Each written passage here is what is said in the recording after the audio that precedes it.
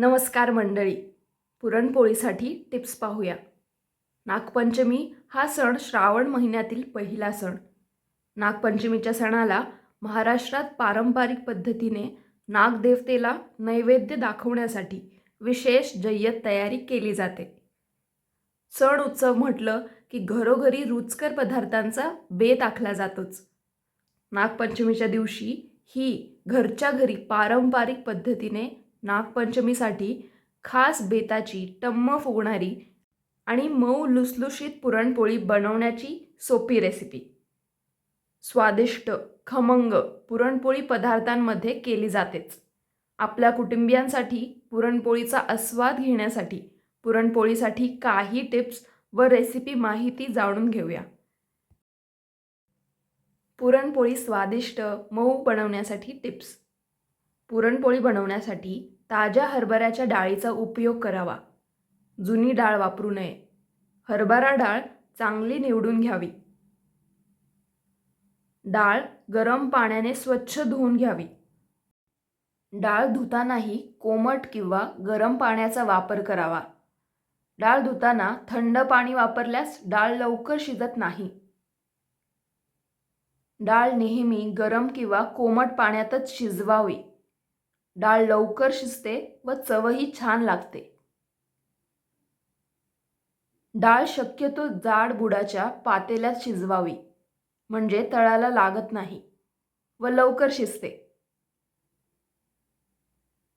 जर डाळ प्रेशर कुकरमध्ये शिजवणार असाल तर प्रेशर कुकरमध्ये मऊ होईपर्यंत शिजवा, म्हणजे 4 ते 5 शिट्ट्या होऊ द्या. डाळीत जास्त पाणी टाकू नये. गरज असल्यास नंतर पाणी वाढू शकता, पण गरम पाणीच. डाळ शिजल्यानंतर पाणी वेगळे काढून ठेवावे. डाळीचे पाणी म्हणजेच कट याचे आमटी बनवण्यासाठी वापर करावे. हे पाणी वापरून केलेली आमटी चवीला अप्रतिम खमंग एकदम स्वादिष्ट लागते. डाळ व्यवस्थित शिजल्यानंतर त्यामध्ये गूळ मिक्स करून गॅसवर मंद आचेवर डाळ व गूळ एकत्र व्यवस्थित परतून घ्यावे. गूळ व साखर मिक्स केल्यास उत्तम चव येते व पुरणपोळी मऊ लुसलुशीत येते. परंतु फक्त साखरेच्या पोळ्या कडक होतात. पुरण परतत असताना सतत ढवळत राहावे, म्हणजे पुरण तळाला चिकटणार नाही. डाळीमध्ये गूळ टाकल्यानंतर व्यवस्थित परतून घ्यावे. करपण्याची शक्यता असते. स्वाद व सुगंध छान येण्यासाठी वेलदोडे पूड, सुंठ पूड, जायफळ पूड, बडीशेप पूड आणि केसर घातल्यास चव व स्वाद एकदम छान येतो. पुरण गोडसर असावे, म्हणजेच गुळाचे प्रमाण योग्य असावे. गव्हाचे पीठ बारीक दळलेले असावे व ते व्यवस्थित चाळून घ्यावे, म्हणजे पोळी मऊ होते. कणिक मळताना तेल किंवा तूप टाकावे.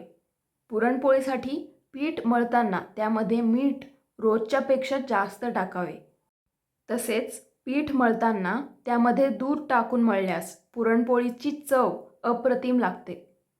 पोळी मऊ होते, लाटताना फुटत नाही व चव वाढते. पीठ मळून झाकून ठेवावे, किमान 1 तास. यामुळे पोळी छान फुगते. जास्त घट्ट किंवा सैलसर मळू नये. पीठ मध्यम असावे. पुरणपोळी करताना पीठ परत एकदा तेल किंवा तूप लावून मळल्यास पुरणपोळी मऊ लुसलुशीत होते. थंड पुरण वापरल्यास पोळी लाटायला सोपी जाते. गरम पुरण पोळीतून फुटून बाहेर येते. पुरण आणि कणिक समान प्रमाणात घ्यावी. पोळी चांगली बनते. थोडे पीठ हाताला, पोळीला व पोळपाटावर टाकून याची पोळी लाटावी, ज्यामुळे पोळी खाली चिटकत नाही. जर पोळपाटाला सुती कापड बांधले तर पुरणपोळीला कोरडे पीठ कमी लागते व पुरणपोळी पोळपाटाला चिकटत नाही किंवा कागदावरही लाटू शकता.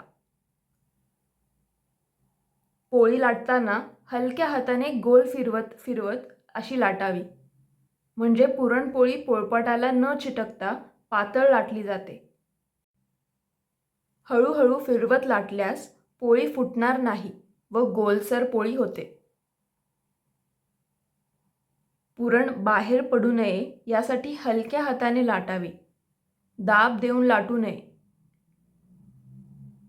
तवा गरम असावा पण धगधगता नसावा. मध्यम आचेवर ठेवा, पोळी व्यवस्थित भाजली जाते. तव्यावर पोळी टाकायच्या आधी तव्याला तूप किंवा तेल लावावे, अशाने पोळी तव्याला चिटकणार नाही. दोन्ही बाजूंनी समान भाजावी, पातळसर तुपाने किंवा तेल लावून फिरवत भाजावी. पोळीला फुगू द्यावी, त्यामुळे मऊ राहते. पुरणपोळी कुठल्याही तव्यावर भाजू शकता, परंतु लोखंडी तव्यावर भाजल्यास पोळीला पारंपरिक चव येते.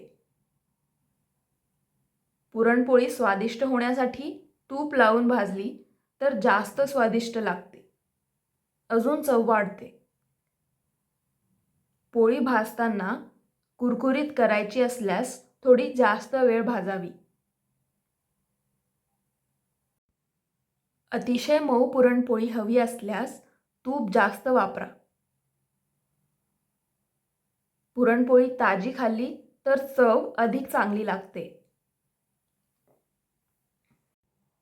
पोळी जास्त दिवस टिकवण्यासाठी फ्रीजमध्ये ठेवा आणि पुरण जास्त दिवस टिकवायचे असल्यास फ्रीझरमध्ये ठेवावे.